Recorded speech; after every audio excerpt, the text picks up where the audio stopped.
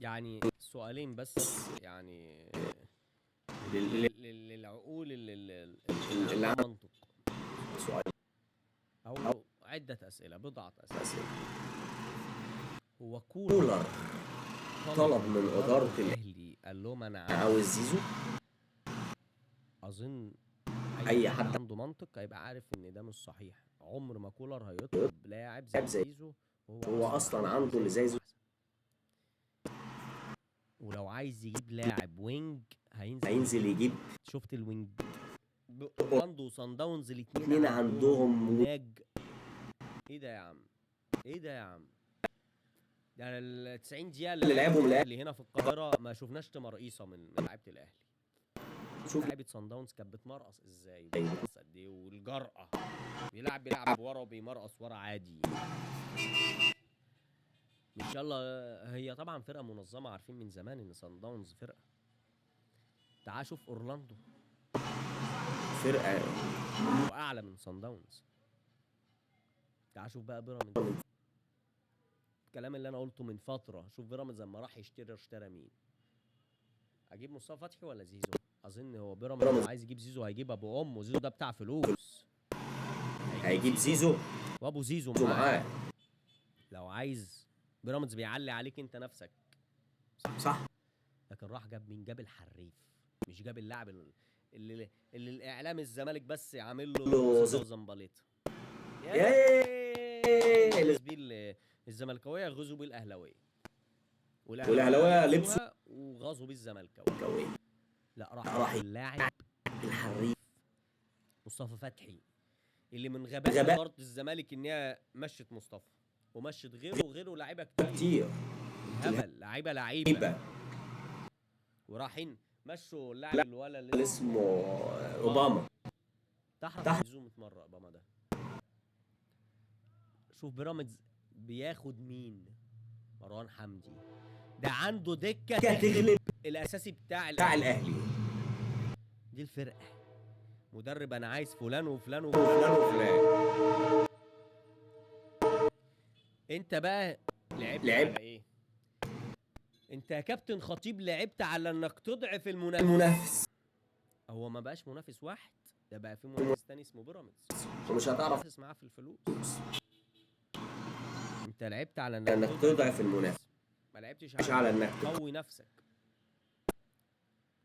لان المنافس ما بقاش، انت هنا المنافس جوه مصر ماشي، طب المنافس اللي بره مصر في افريقيا؟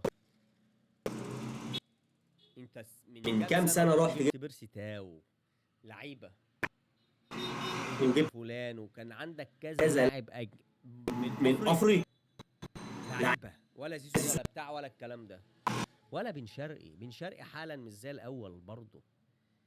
واضح، بص على لعب بن شرقي حالا مش زي الاول.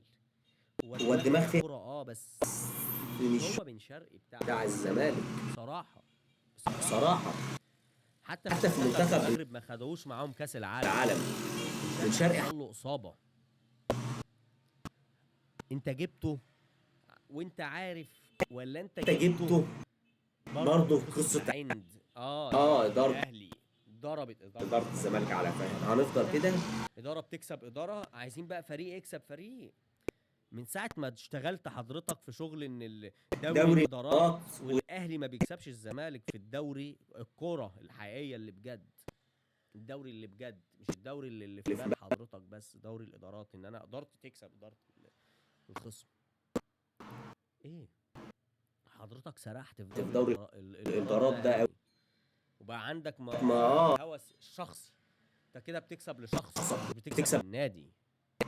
انت بتكسب ان انا ضحكت على اداره. انت اصلا بتضحك على اداره كده اداره كل الشعب بيضحك عليها، حتى الزملكاويه بيضحكوا على اداره الزمالك. ماشي اداره يعني مش اداره.